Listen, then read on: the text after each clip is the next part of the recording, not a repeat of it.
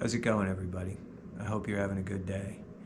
If you got snowed in, I hope you've had a chance to dig yourself out a little bit and that your life is returning to some form of normalcy and routine, at least as normal as it can be in this day and age. Let me ask you a question. Are you as human as the rest of us? Are you doing everything you can to keep your heart open in a world that seems to be going out of its way to shut it down? We're being asked to deal with a lot of serious shit right now. We've got people being gunned down in the streets for exercising their rights. We've got worldwide conflict, economic uncertainty, saber rattling, aggressive posturing by power-hungry madmen seeking to break the world and remake it in their own image.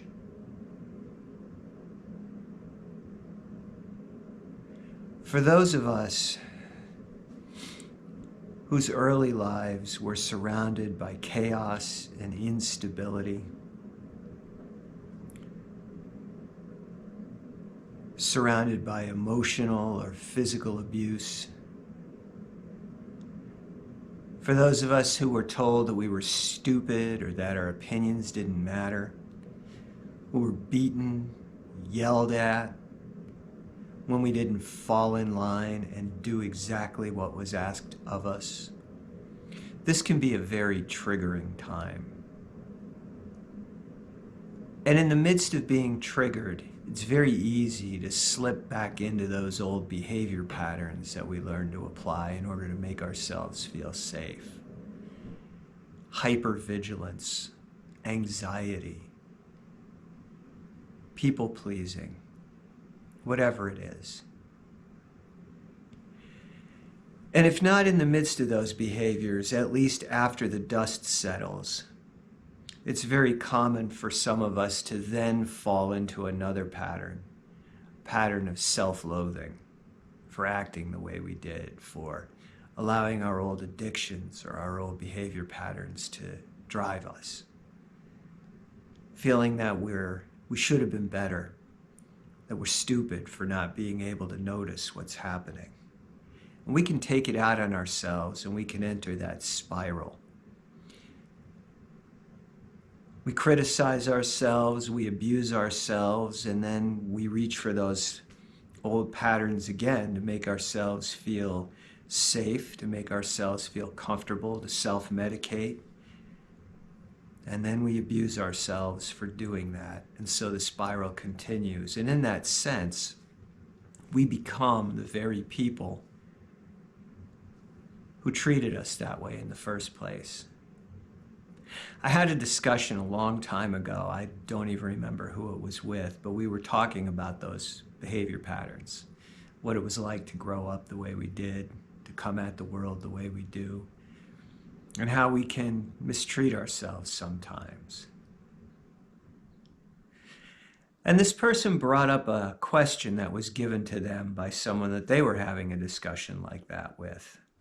And the question is this: what would you say to a child who told you the exact same thing that you just told me?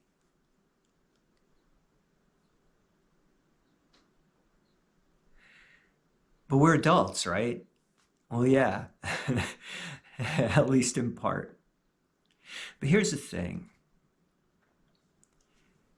Sometimes those wounds can run really, really deep.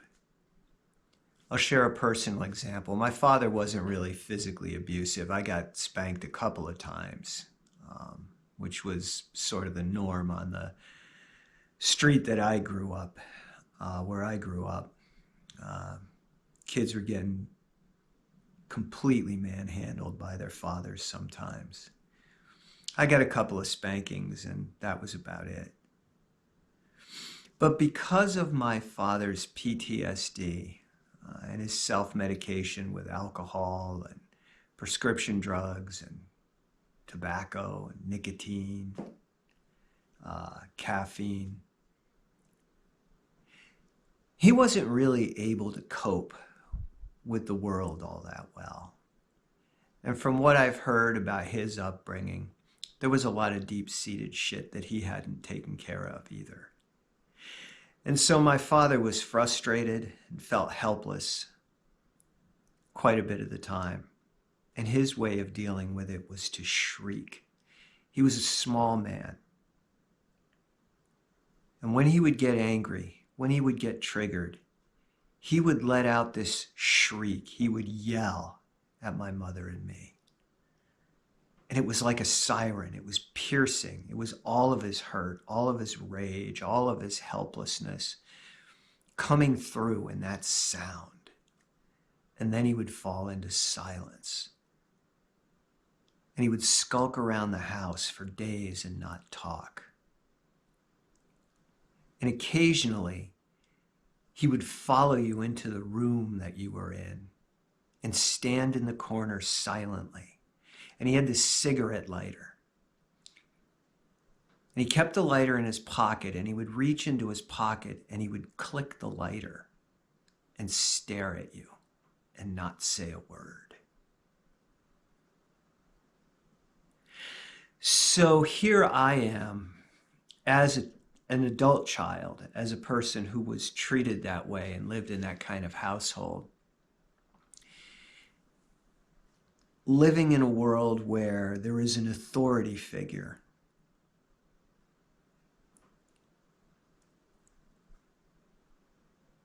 who shrieks at the world when he's angry, who expects things to be done exactly as he wants them done.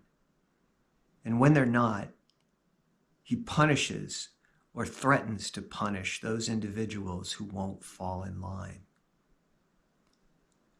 Our political house is very chaotic. People are being hammered on by masked individuals. There's a lot of chaos. And so, from my own personal story, that can seem and be quite triggering. And I've talked with others who find it the same way. So this isn't about blaming our parents. When we're children, we're pretty much helpless. We're powerless to do anything. But as we get older, as we begin to realize that the shit our parents threw at us was shit that their parents threw at them and back down the line that they just didn't work on.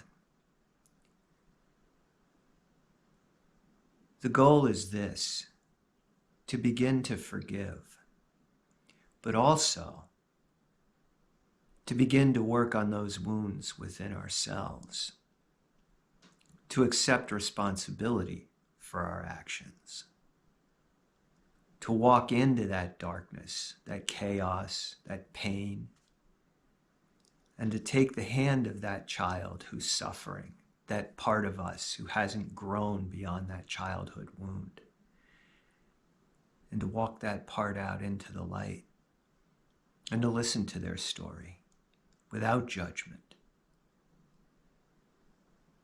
And in that way, we learn to parent ourselves in a way we were never parented. We give ourselves unconditional love. And that's hard for those of us who only learned love that was conditional. It takes a lot of strength to do this work. And sometimes we can get pretty tired. And in those moments, maybe the best thing that we can do is listen to those stories that those wounded children inside us are telling us. Accept them as they are, both the stories and the children, and do our best to guide those parts of us into healing. Till next time.